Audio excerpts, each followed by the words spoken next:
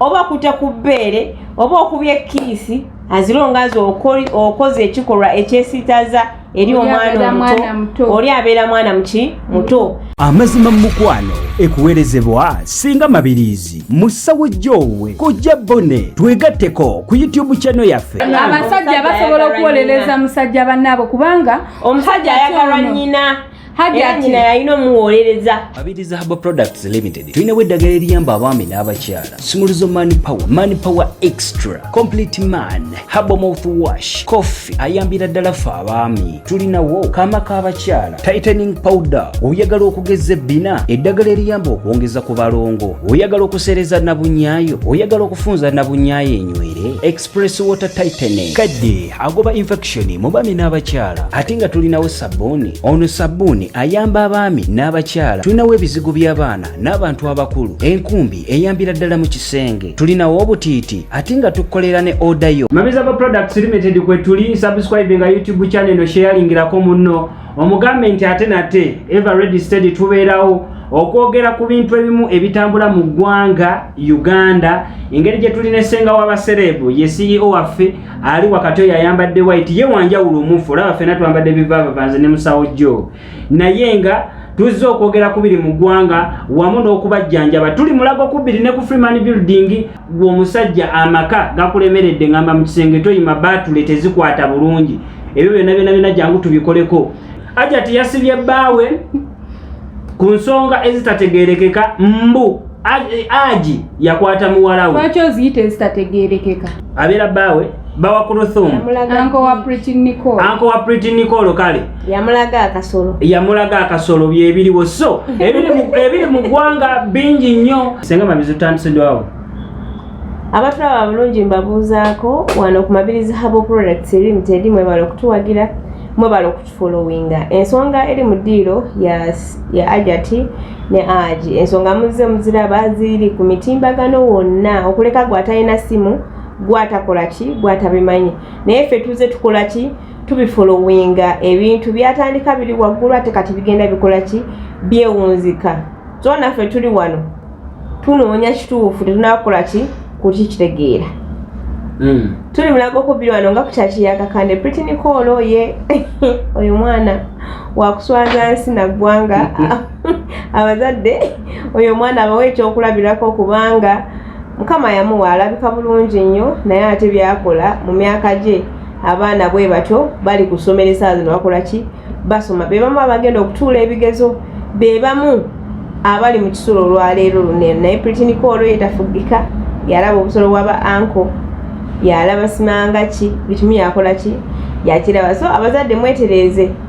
togezaako okukkiriza omwana wo okwegomba Pretty Nicole kubanga si kifaananyi kirungi eri abaana. MUSAWOJOWE ku Mabirizi Herbal Products muli mutya musibye mutya mujebale mwebale kutulaba mbakubiriza buli lunaku okutwagala mu following mu liking mulabe video zaffe muzimaleyo mujja kufuna ebyokuyiga ebyenjawulo. Kakati noze nalabira ddala Hajat mu ntandikwa ng'omukyala ali straight loud and clear ng'agamba omwami we nga bwe yakozesa omwana oli omuwala w'emyaka 14 omujja na nnyina. Fenna twasula amatu gasubadde wetuti tetwebaka ne tugamba naye musajja ono kalittemu asaana wa komera. Omusajja olwamuyingiza munda ebyavaayo bana bino ebintu bizze bivaayo buli saa bigenda bikola ki byekyusa naye nga ekituufu kiri nti seeka waaba yakozesa omwana tetugenda gamba muno yamukozesa otyo oba yamukozesa atya. Ekituufu kiri nti yamukozesa. Ekikulu nze kyendaba mwene ensonga Aji yagezaako okukozesa ki omwana yagezaako kyogamba teyamuyingira yamukozesa kuba amawere agaliwo nti yakwata kuki ku bbeere oba kuta ku bbeere oba okubya ekkiisi azilongazi okoze ekikolwa ekyesiitaza eri omwana omuto oli abeera mwana muto. Kaakati mukola ebintu ebyo Hajat naye alina kyakola ki kyayagala nakozesa advantage eyo alabike nga afuna buli kimu. So koleke taata okukwata ku mwana ku bbeere oba okozesezza omwana lwaki obeera omukwata ku bbeere essaawa zino nze n'ensanga omwami wange nga naza omwana omuwala mubuuza kyamwagaza sookolideko ojjukira nti Jacob omutege omumanyi bulungi Jacob yagamba yakwata Melissa ku bbeere n'ankubako omulawo yakozesa omwana we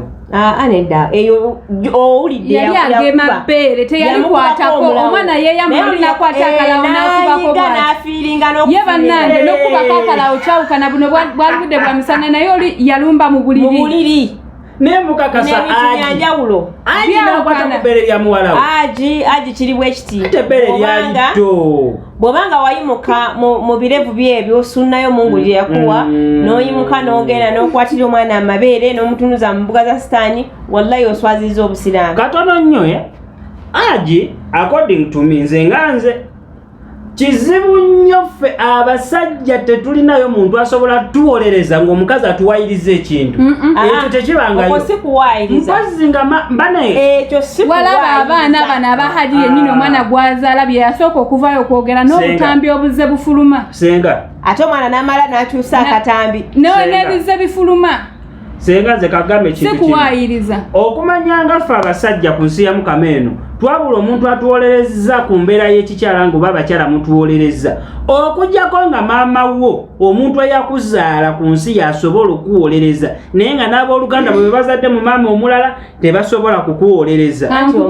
abasajja basobola okuwolereza musajja bannaabo kubanga omusajja ayagalwa nnyina Hajati yalina omuwolereza Hajati yakubiddwa amasimu ag'enjawulo okutandikira ku basheyi ne mufti Hajati arecordinga Hajati eddoboozi lya mufti lye yaplayinze waliwuliriza mufti yabadde awolereza musajja munne naye nga mufti oyo naye alina abaana yagambye mufti ekikolwa kye wakoze kyabadde kikyamu nnyo mufti simangaali erinnya lyabadde ani kikyamu nnyo eddoboozi ate omukyalo yabyose n'alikodinga n'olikodinga abaana ennaku zino baseegu oyo omwana yali naye ng'alina abaana awaka ku bbeere sebo bugenda kukyanga gwakutte ku muwala omwana omusajja oyo atiisa ne bw'aba alumbye mwana wo n'amugamba weeyogerera ngenda kutta otya wawainogamba ajja kunzita naye nga okutiisatiisa kwe bamugamba wenkiwulirira ngenda kutta ndi bw'omu sirina kyakukola naye mukola nnyo ebintu eby'ekisiru kati amawulire agavayo galaga nti no Hajati ayagala kubba ki bintu naye ng'omukazi alina obuntu bwe obumumala era twawuliddeko ng'omwami eyasooka okuwasa Hajati oyo avuddeyo nti naye Hajati yakola ki yamubba ebintu fine era babbayagadde oba aji bakubba bakole ki bakubbe nedda yamubba teyamuzaala mu by'abaana omukazi gwe baseeka akubba omukazi ono Hajati tayagala nakubba bintu by'ono omusajja malevu Hajati yali Sudani n'oyo Haji ne bakola ate n'ono omukyala mugendere engeri gyayogeramu omukyala ono ayagala nnyo bbaawe naye kyali mukonde embinga omwami we kyekikolwa kyeyakola ki tanaba mucriticizinga mu kintu kyonna oba kyoba ki naye yeye ekisingira ddala omuluma kukola kikokozesa omwami we bakola ebbanga ddene nnyo ne babeerawo mu bwavu omukyala oyo n'aguma naye ekitegeera kati nedda sookonneko senga kyekiyinza okusikiriza mazima ddala okukera ku makya okusiba bbaawo taata w'abaana bo kwata mwana wo kankubuuza ekibuuzo kyekiyinza okusikiriza okwebaka ku mwana wo tewali kiyinza kuzika mama we waali ye lwaki nga mama we waali kinsikiriza nkusiba nze nkubuulira mazima tekisoboka Hajati akyali mukyala gwokyebakako Aji wakwata omwana wo era twakuwulidde nga weegayirira mbusimanyanga Hajati jangu twogere tuteese ku nsonga ezo mumuyita mutwala bukomera mu bigwereze ebyo byajja ku media bino bw'oba tewakwata mwana lwaki weegayirira omukazi mumalirize eki ye abafuluma ne bagamba muno teyakwata baana muli basiru singa akwata wammwe singa kituuka ku bo Aji mbw akozesa ebiragalagala anywa enjaga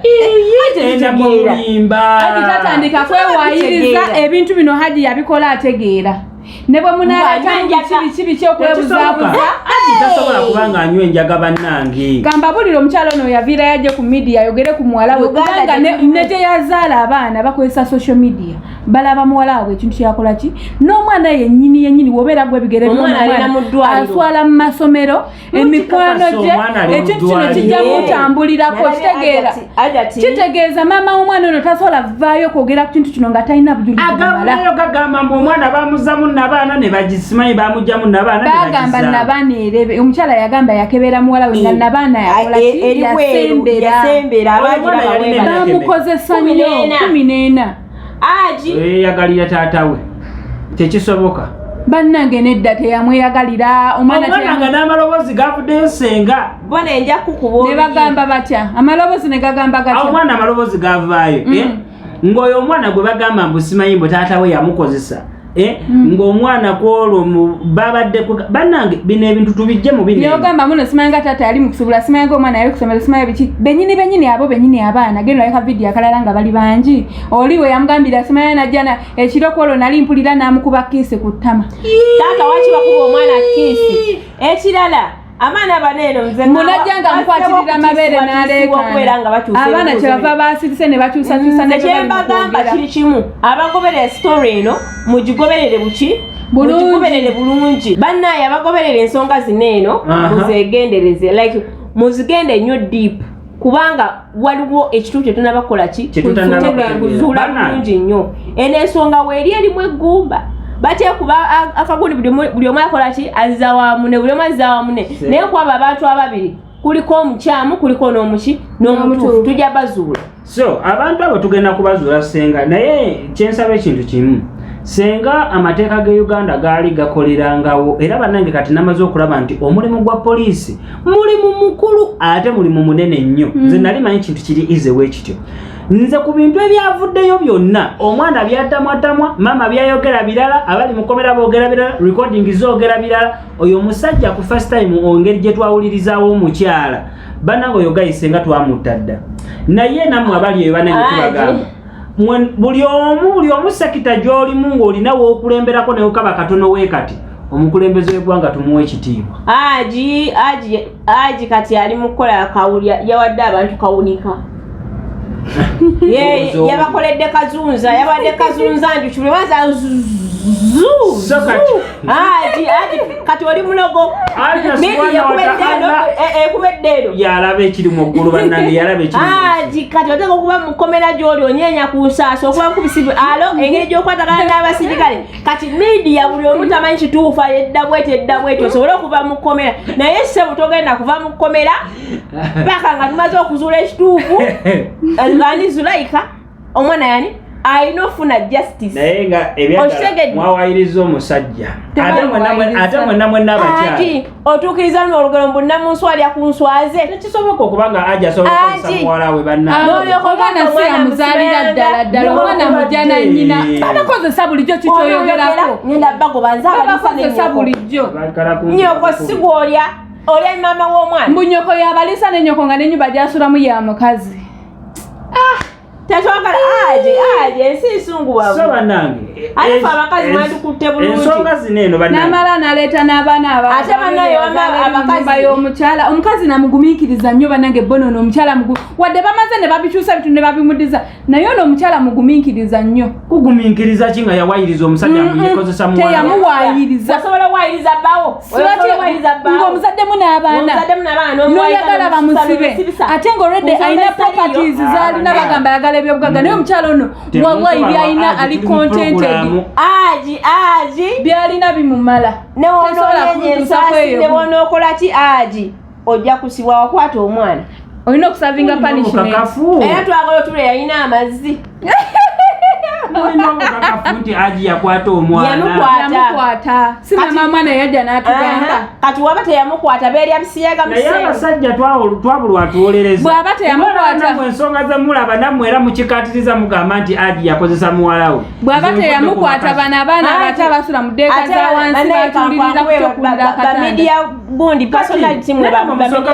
musooka mukirabe bannange mubeere abanoonyereza abakuukotero nti abaana baalimu bangi mu ddeeka era nagenda najjamu omuwala oyayagala bwe yali yeegomba anti bwamanyi bw'atazaala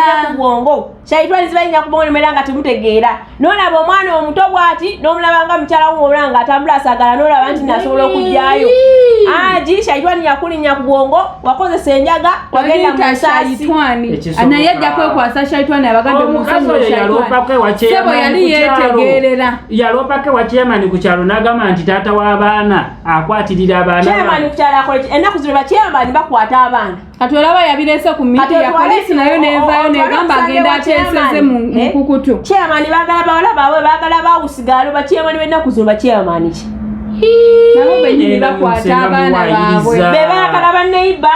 babasigula bakaza bakanabo mu bufumbo ba chairman benaku zino sima ba defense sima yabani. Mutuleke banage Senga tulema kuwayiriza musajja ono tasobola omusajja lwaki omukwatibwa sympathy omusajja yakwatibwa yakwatife abasajja twabulwa olaba mukwata mbuzi ne mwebaka kunte mwe bantu mwete mukuta omusajja wakitiibwa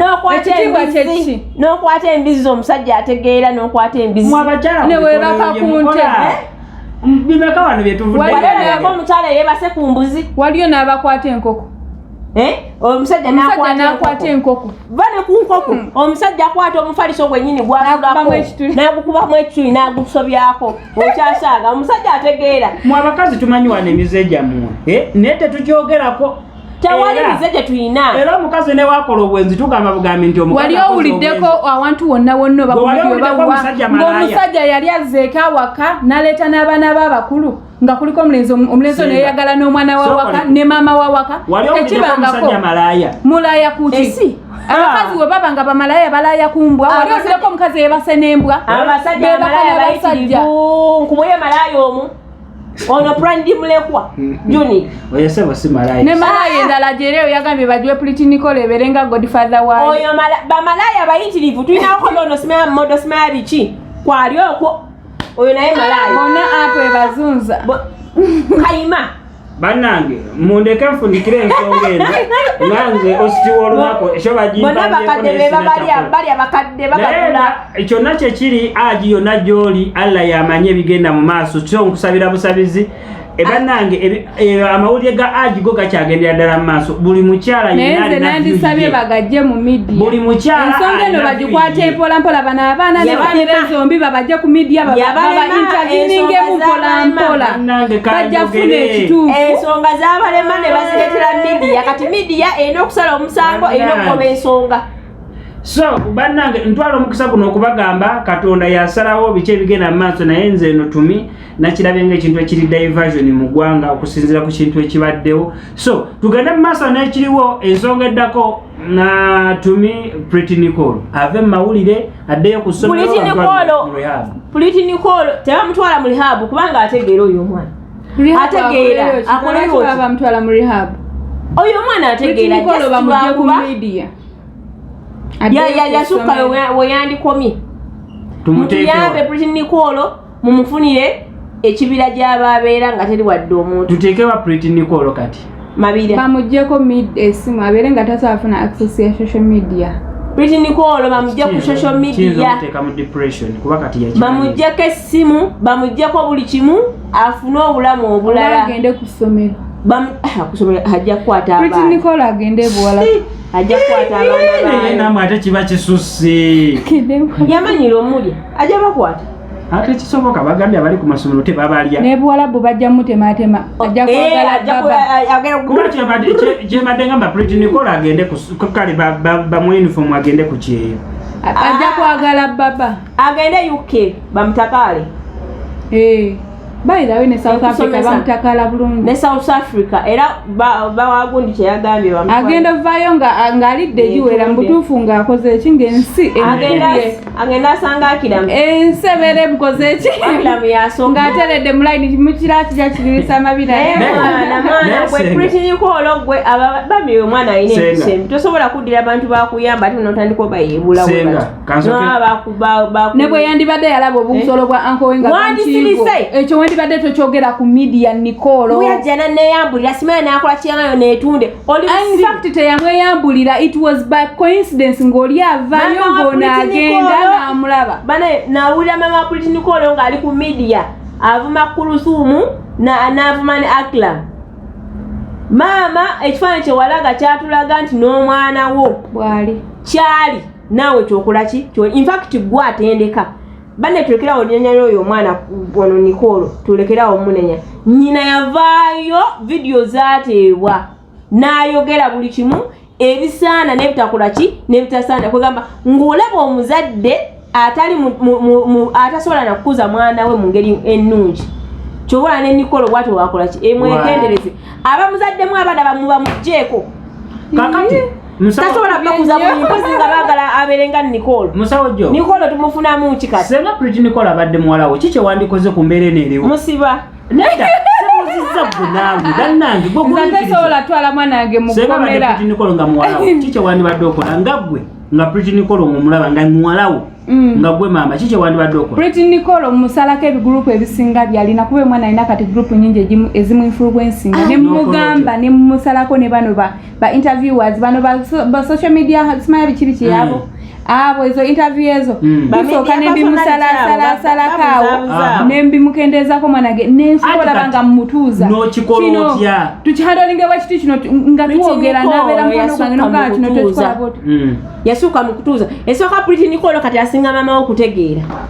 nedda Pretty Nicole obwongo buli waggulu osinga obwa nnyina Pretty Nicole obwongo bwe buli waggulu okusinga obwa nnyina in fact Pretty Nicole n'omusembeze waka ayinza okufulumya maka yansigalamu nga totegedde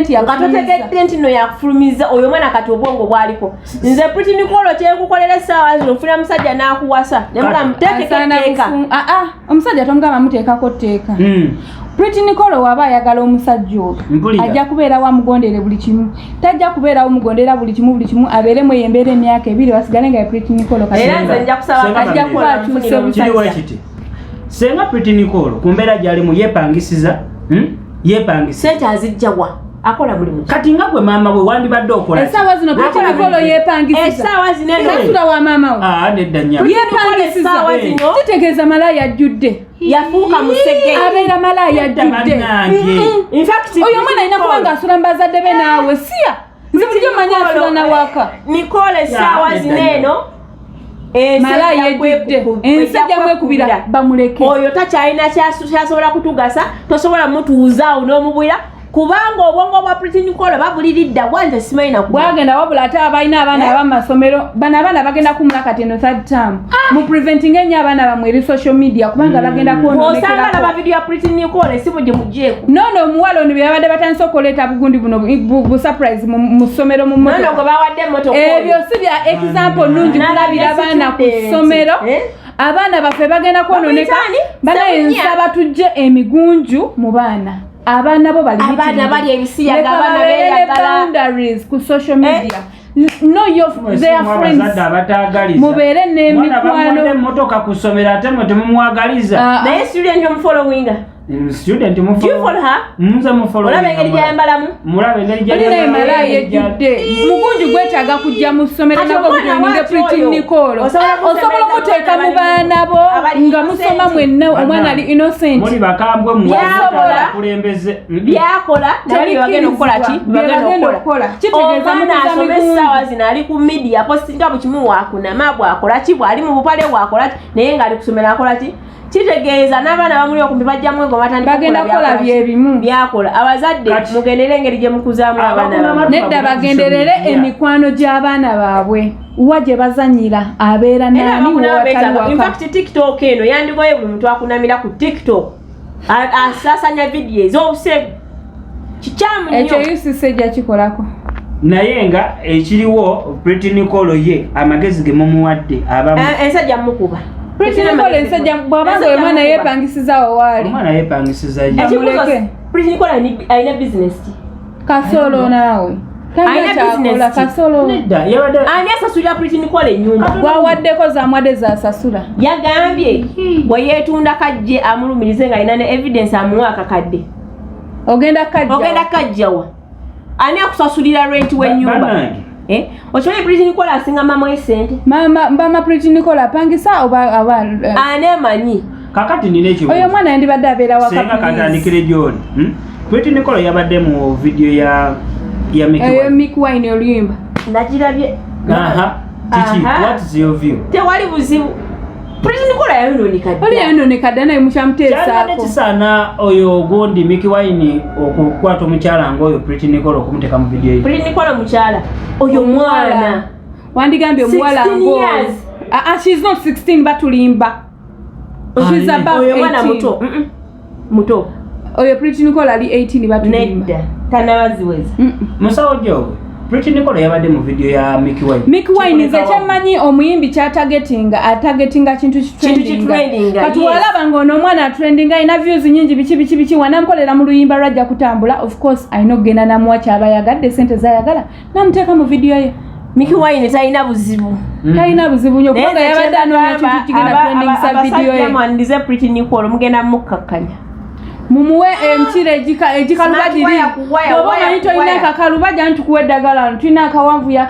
akagejesa n'okubeekenga nga buli extra mutwale manpower extra ozindira 3 hours plus omutuyaniremu omuzine biri ebyalagirwa ajja kuva ku ana agenda okuvayo nga ababiri dajja terera yekka mukazi munnamwe nga mwagala muteeka ku kikaliye mukazi munenga mwagala muteeka oyo mwana ebyamukubya byali bituufu abatula mubeere bulungi kunadda sokolindeko Queen Kafuta gyali ku social media eyo yafumbirwa Queen Kafuta kye yakubira Pretty Nicole kyali kitu yeewasa oyo naye yeewasa tetujja mugendako nnyo ate yeewasa ati yeewasa yateeka mu mukolo ssente ne yeewasa niyabachachi ya pasaka kande ku 070 mukaga 774 070 737 ku 070 nkaga munye namba zaffe kweziri kuba yawo tukubireko tufollowing subscribe nga YouTube channel eno amawulire ko tujja kujja nago nenkera we tutyo eddagala we liringa olaba squeeze back ezo twada mu video naddako